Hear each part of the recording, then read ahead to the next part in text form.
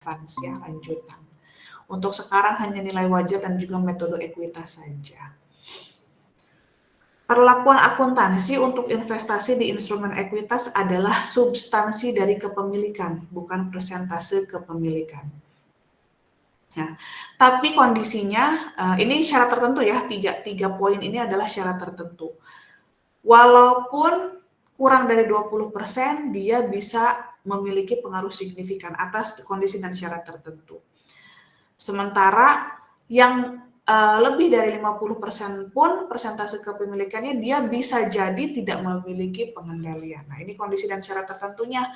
Pengaruh signifikan itu yang seperti apa sih? Validasi dari pengaruh signifikan ini keterwakilan ya dalam dewan direksi atau organ setara di investasi.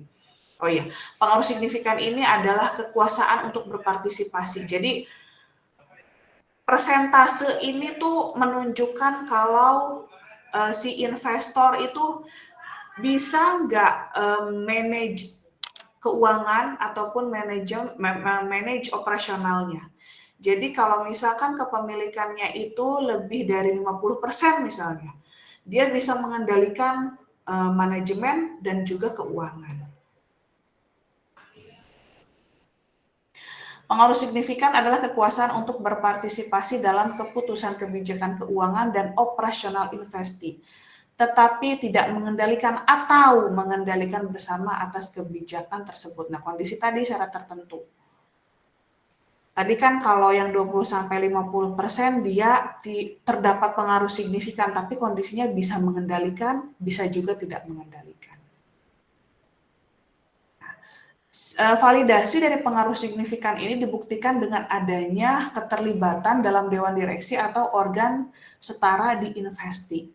Kemudian yang kedua, partisipasi dalam proses pembuatan kebijakan, termasuk pengambilan keputusan tentang dividen atau distribusi lainnya. Berarti yang 20-50 dan juga lebih dari 50 ini bisa masuk ke dalam pengaruh signifikan. Yang ketiga, adanya transaksi material antara investor dengan investasi, kemudian ada pertukaran personel manajerial, ada penyediaan informasi teknis pokok. Nah, ini yang paling terlihat di kepemilikan pengaruh signifikan adalah hak suara potensial. Kalau misalnya si entitas itu punya waran, opsi beli, ataupun instrumen utang maupun ekuitas yang nantinya bisa dikonversi jadi saham biasa. Kemudian kalau punya pengaruh signifikan ini, dia punya daya gitu ya, punya kekuatan untuk menambah lagi sahamnya, menambah lagi hak suaranya, atau bisa juga mengurangi hak suara orang lain, investor lain. Nah, ini pengaruh signifikan.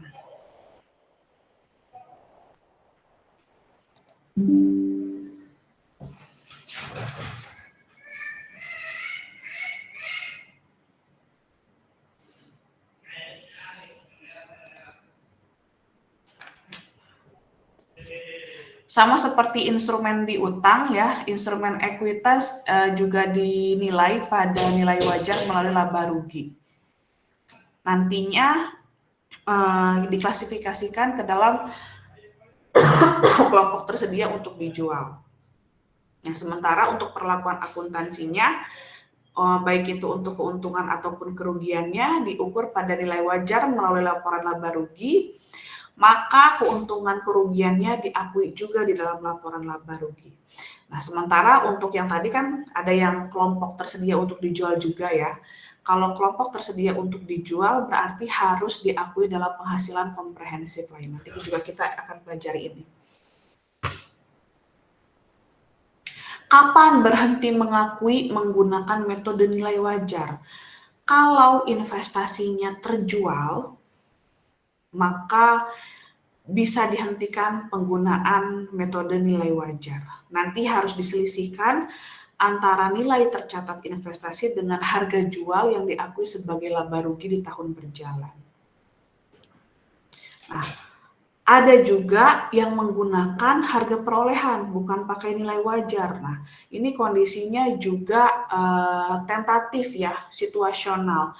Kalau kondisinya si instrumen ekuitas itu nggak bisa diestimasi ya berapa nilai wajarnya, maka harus dicatat pada harga perolehan. Kita langsung saja ke contoh soalnya.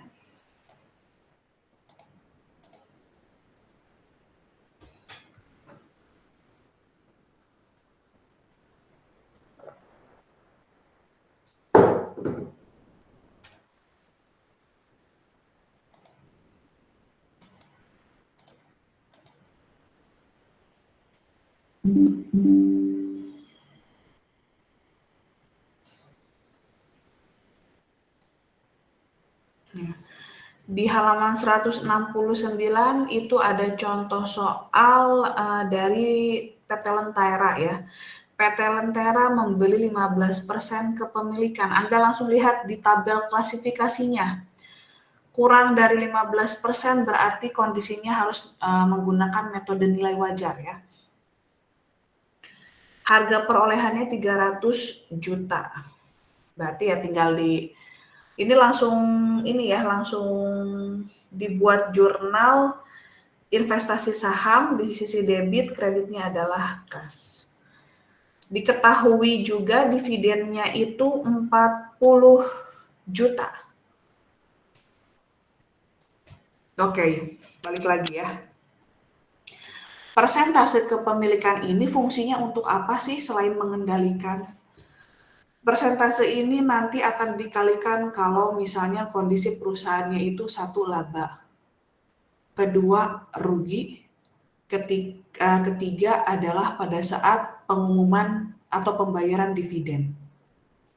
Ya, jadi persentase kepemilikan ini berpengaruh bukan hanya di pengendalian saja, tapi juga berpengaruh pada pembagian laba, pembagian utang, ya termasuk utang juga ya, utang, rugi, dan juga pada saat dividen, pengumuman atau pembayaran dividen akan dikalikan persentase kepemilikan. Nah,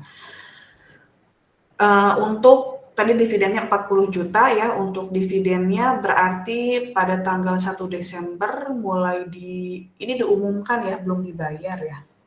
Oh sudah dibayar. Debitnya adalah piutang dividen, kreditnya adalah pendapatan dividen, tinggal dikalikan saja. Nah, diketahui lagi di tanggal 31 Desember itu nilai wajar, tadi kan nilai wajarnya belum diketahui ya, pada tanggal 31 Oktober itu nilai wajarnya belum diketahui.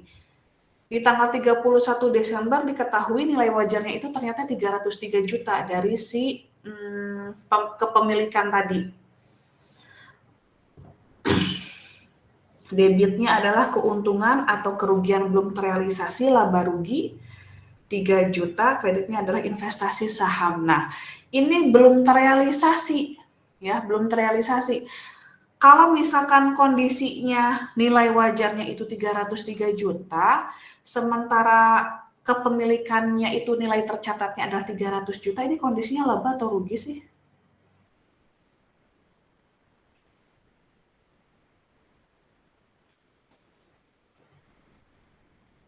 Ini kan di jurnalnya keuntungan atau kerugian belum terrealisasi. Tapi kalau kita bandingkan kepemilikan nilai tercatat kepemilikan investasinya itu 300 juta, tapi setelah dinilai ternyata nilai wajarnya itu 303 juta. Jadi ini sebetulnya keuntungan atau kerugian sih?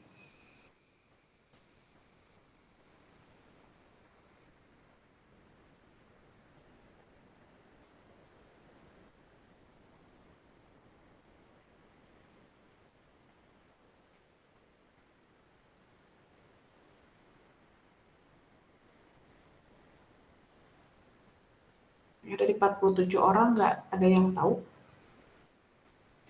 Kita sudah menghitung investasi obligasi, sudah.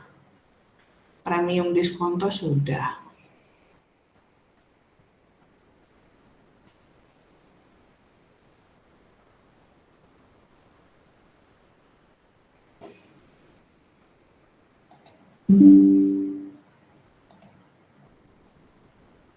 Apa?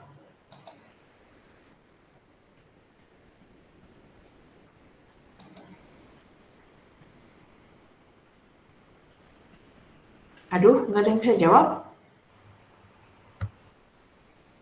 Kerugian bukan? Kerugian, kenapa kerugian? Dia punya 300 juta, sementara harga di pasarnya 303. Maaf, Untuk Bu. Ibu. Keuntungan, Ibu. Keuntungan. Iya. Anda punya tanahnya itu nilainya 1 miliar. Nilai tercatatnya itu di pembukuan Anda itu 1 miliar. Tapi ternyata di daerah situ tanahnya itu udah 1,5 miliar. Walaupun kondisinya belum dijual, tanah Anda itu keuntungan bukan sih? Iya, Bu. Keuntungan. Iya, Bu. Itu kondisinya keuntungan. Namun di sini belum terrealisasi. Kenapa? Karena kondisinya si investasinya ini belum dijual. Jadi belum jelas, masih abu-abu, ini dijual atau enggak belum tahu. Makanya disimpannya di sisi debit dan belum terrealisasi. Kecuali kalau misalkan sudah dijual. Kalau sudah dijual berarti disimpan di sisi kredit ya dengan keuntungan penjualan jurnalnya. Nah, oke. Arianti, oke.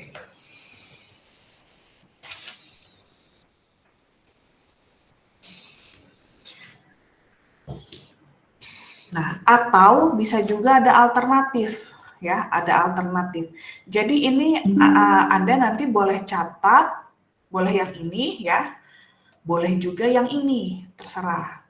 Tapi harus konsisten. Kalau dari awal catatnya yang hijau ini, berarti Anda harus mencatat yang ini sampai dengan nanti saat terjual ya.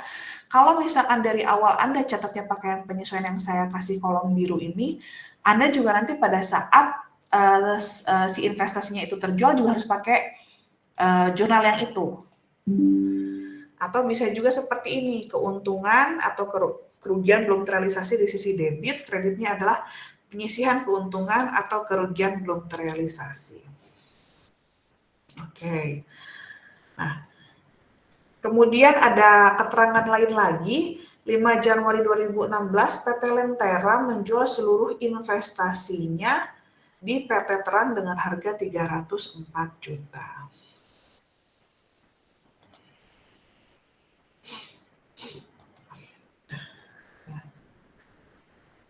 Harga jualnya tadi 304, sementara nilai tercatatnya 297 loh. Kenapa ya jadi 297? Tadi kan investasi yang dia punya itu 300 juta. Kemudian kan itu nggak tahu ya, dia belum direalisasikan ya. Ada selisih tadi 3 juta, tapi belum direalisasikan, maka harus diselisihkan antara harga perolehan tadi dengan selisih dari penjualan nilai wajar, bukan penjualan, nilai wajar ya. Jadi hasilnya adalah 297 juta. Berarti kondisinya nilai tercatatnya 297 sementara harga jualnya 304. Berarti kondisinya adalah untung sebesar 7 juta. Nah, ini pun juga sama ya, tadi saya bilang harus konsisten pencatatannya. Nah, debitnya kas, kreditnya investasi saham, dan juga keuntungan penjualan investasi. Ini sesuai dengan harga jualnya ya. Sementara kalau tadi pencatatannya pakai yang ini nih, pakai yang saya tandakan biru, berarti penjurnalannya pada saat penjualan juga harus konsisten. Debitnya kas, penyisihan keuntungan atau kerugian, tadinya kan penyisihan keuntungan kerugian ada di sisi kredit. Nah, ketika penjualan maka harus dibalikkan. Yang tadinya disimpan di sisi kredit menjadi debit. Kreditnya adalah investasi saham dan juga keuntungan penjualan investasi. Ininya sama ya, sama seperti yang atas, jurnalnya hanya beda nominal saja.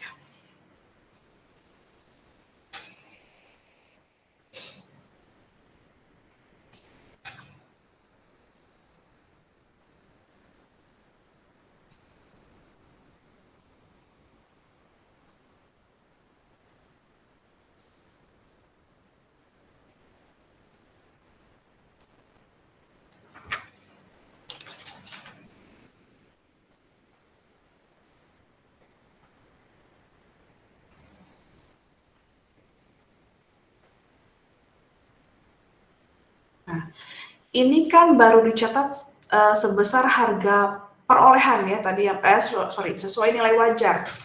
Nah, tadi kan kita lihat di halaman 167. Setelah dicatat berdasarkan perolehan investasi, maka harus diklasifikasikan ke tersedia untuk dijual. Nah, ini untuk pencatatan investasi tersedia untuk dijual di halaman 170. Lihat yang di contoh 16.2b. Itu sama ya, jurnalnya sama seperti yang sebelumnya, sampai dengan penyesuaian nilai wajar. Nah, oke, kita balik lagi ke PowerPoint-nya, silakan dilihat lagi PowerPoint-nya.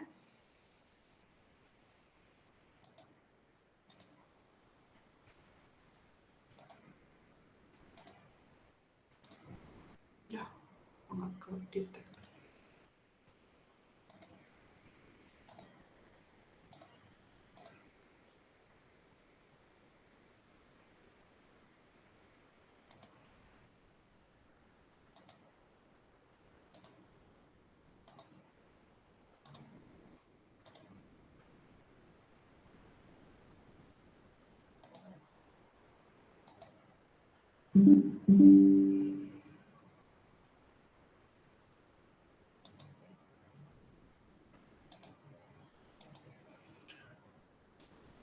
Oke, ini untuk yang tersedia untuk dijual.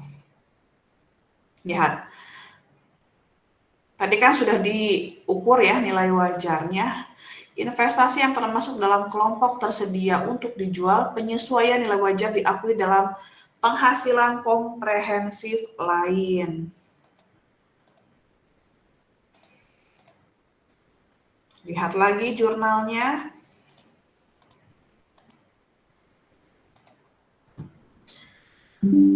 Berarti di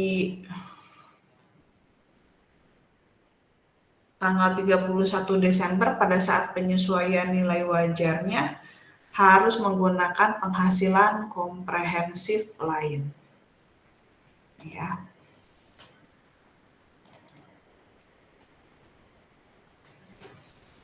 Atau bisa juga, nah ini harus konsisten mau pakai yang mana penyesuaiannya. Atau bisa juga seperti ini, kreditnya adalah penyisihan keuntungan atau kerugian belum terrealisasi.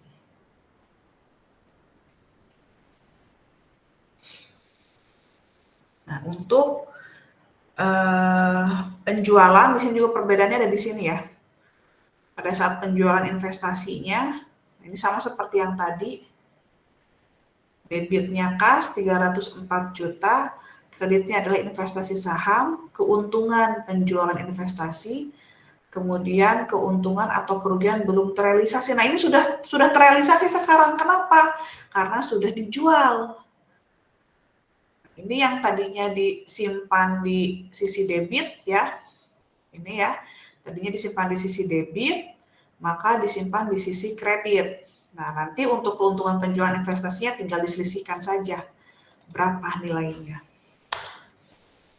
Atau bisa juga kalau kondisinya dari awal sudah pakai yang ini, berarti harus disesuaikan. Berarti dia mengenal yang namanya jurnal penyisihan atau keuntungan kerugian belum terrealisasi dan juga masuk ke penghasilan komprehensif lain.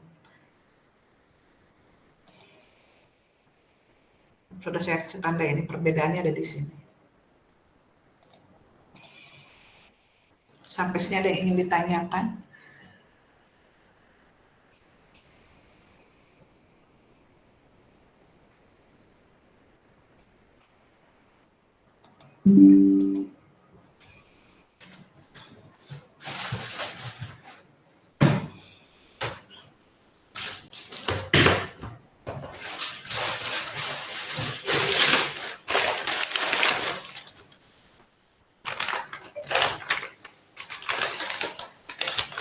Ibu mau tanya, Bu.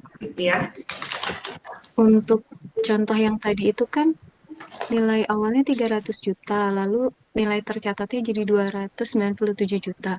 Nah, Mm-mm. itu kan posisinya memang belum terjual. Jadi kalau misalnya ke depannya kita dapat kasus yang kayak gini, berarti selalu diselisihkan ya, Bu? Ya, diselisihkan. Nanti akan jadi keuntungan, coba lihat deh pas di penjualannya. Pas di penjualannya, jadi sebetulnya itu nominalnya tuh sama. Kalaupun kondisinya dia nilainya tetap, kondisinya akan sama. Nilainya akan sama, nilai labanya. Mana tadi ya?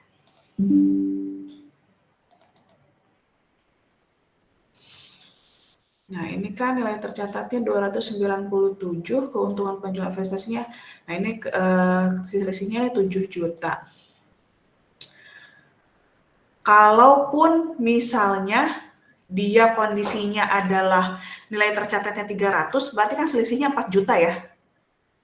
Nah, 4 juta. Tapi kan kondisinya kalau ini diselisihkan antara 300 dengan 303 sama nggak nilainya? Coba, kalau misalkan pakai nilai tercatatnya 300 aja, selisihnya berapa? 4 juta kan? Nah, harga wajarnya 303. Kalau kita selisihkan dengan 300, 3 juta kan? Kalau dijumlahkan jadi 7 juta nggak? Sama kan? Oh iya, sama. Itu ya. Terima kasih, Bu. Ya.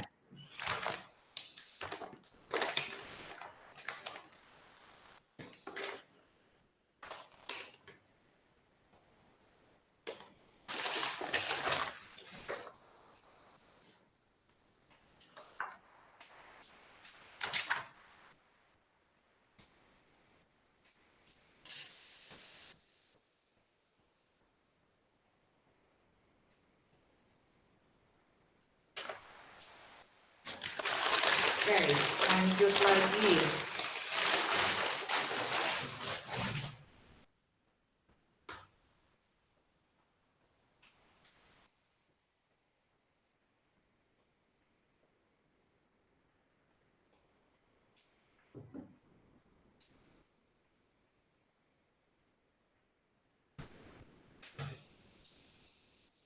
Kita masuk ke portofolio. Nah, kadang entitas itu atau investor itu menanamkan modalnya atau dia berinvestasi itu nggak cuma di satu perusahaan aja, tapi di berbagai perusahaan. Nah, di sini kita akan melihat bagaimana kondisi suatu entitas kalau dia menanamkan banyak investasi di berbagai entitas. Yang pertama harus dibandingkan adalah, yang harus diketahui adalah berapa nilai tercatat pada beberapa investasi di perusahaan dan juga berapa nilai wajarnya. Itu contoh kasusnya halaman 171 PT Nuri memiliki portofolio. Investasinya ada di PT Amanda, PT Bakti, dan juga PT Cakra. Di situ sudah tersedia nilai tercatat dan juga nilai wajarnya. Ketika ditotalkan, nilai tercatatnya itu 197 dan untuk nilai wajarnya 162.500. Nah, ini kan kita mau tahu sebetulnya kalau kita investasi sebetulnya ya, kalau misalkan investor itu kan kenapa sih pengen berinvestasi? Yang pasti kan pengen untung, ingin ada pendapatan. Nah, ini sekarang kita akan mencari tahu apakah kondisi si PT Nuri ini untung atau rugi sih dengan menanamkan investasinya di berbagai perusahaan. Caranya dengan apa? Membuat portofolio dan juga mencatat selisih antara nilai wajar dan juga nilai tercatat. Kalau melihat di tabel itu ya, kondisinya rugi atau untung? Rugi, Ibu. Baik di PT Amanda, coba satu-satu kita analisis Dian. PT Amanda kondisinya untung atau rugi? Untung. Untung, Bu. Untung. Nilai wajarnya berapa? Nilai tercatatnya berapa? Nilai tercatatnya itu 25 juta dan nilai wajarnya itu 26 juta. Nilai wajar itu nilai apa sih? Oke, kita belajar menganalisis. Tadi sudah saya analogikan dengan menggunakan tanah.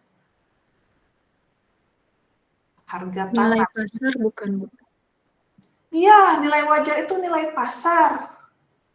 Nilai pasarnya 26, nilai tercatat yang kita punya 25. Rugi untung dia.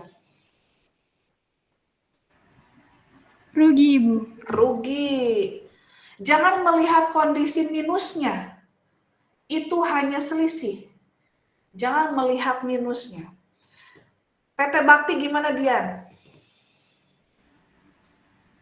Dia untung, Ibu. Soalnya Untung. nilai tercatatnya 32 juta, sedangkan nilai pasar atau nilai wajarnya itu 31.500 juta. Ya, PT Cakra. PT Cakra juga untung. Untung. Jadi jangan melihat dari kondisi minusnya ya. Tapi sekarang gini, kalau misalkan Anda berpikiran minus itu adalah rugi, kenapa keuntungan disimpan di sisi kredit? Apakah ada keuntungan disimpan di sisi debit? Nggak akan ada. Anda mau menemukan jurnal yang kayak gimana juga nggak akan ada keuntungan disimpan di sisi debit. Keuntungan itu pasti diakui di sisi kredit. Termasuk ini. Nah, ini kondisinya dia belum tahu ya. Dia cuma hanya menghitung. Hanya menghitung kalau investasi dia di berbagai perusahaan itu segitu nilainya. Ya. Tapi dia harus menyesuaikan nilai wajar. Maka kalau untuk menyesuaikan nilai wajar, maka timbul yang namanya keuntungan atau kerugian belum terrealisasi. Maka disimpan di sisi debit. Kreditnya adalah investasi saham. Mudahnya gini, biar Anda nggak pusing. Kalau akunnya adalah belum terrealisasi, itu untung disimpan di sisi debit. Sementara kalau misalnya sudah terjual kondisinya, itu keuntungan pasti disimpan di sisi kredit. Nanti yang belum terrealisasinya akan dibalikan. Itu biar mudahnya seperti itu ya. Kalau belum terrealisasi simpan di sisi debit kalau kondisinya untung. Kalau kondisinya rugi ya simpannya di sisi kredit. Tapi kalau sudah dijual, ya sudah boleh diakui kalau memang untung. Berarti keuntungan disimpan di sisi kredit. Sementara belum terrealisasinya dinihilkan, dibalikan.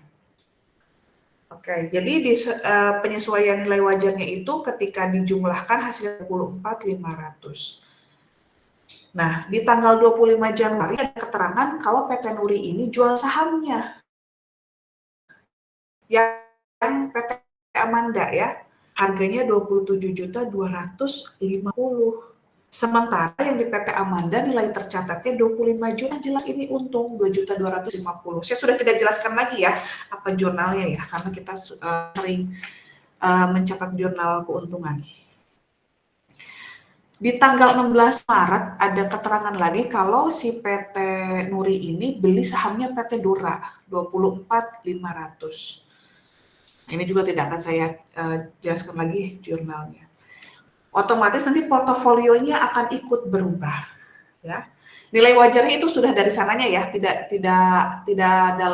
bukan kita menghitung sendiri, tapi sudah ada dari soalnya. Nah, tadi kan kita sudah menghitung ya di portofolio pada saat ada PT Amanda, ya, pada saat ada PT Amanda dengan sekarang PT Dora, ya, apakah itu rugi atau untung investasi kita itu? Coba siapa yang mau menganalisis lagi?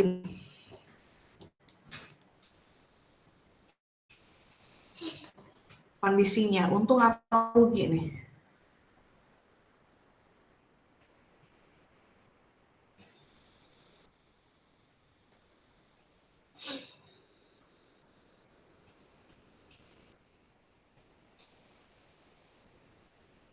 Ya, siapa yang mau menganalisis?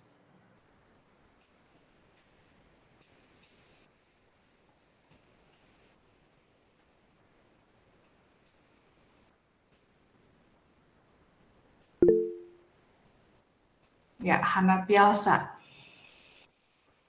Ini rugi Ibu kayaknya. Rugi, coba kita ke PT Bakti. Kondisinya rugi atau laba? Di PT Bakti itu rugi. Rugi. PT Cakra? Di Cakra ada keuntungan Ibu 1 juta. 1 juta. PT Dora, Di PT Dora juga rugi 14.750. ya, ketika dijumlahkan hasilnya 36.250. Tadi untung. Untuk portofolio sebelumnya pas ada PT Amanda dia untung 34.500. Sementara setelah PT Dora masuk karena ada kenaikan nilai wajar, maka dia rugi. Ruginya 34.500. Jadi kondisinya itu rugi 1.750. Tadi karena kan ini kondisinya Mbak dia cuman bikin portofolio aja ya, nggak ada keterangan untuk dijual ya. Maka tadi sudah saya kasih clue kalau kondisinya adalah rugi tapi belum terrealisasi maka disimpan di sisi kredit. Oke, Hana.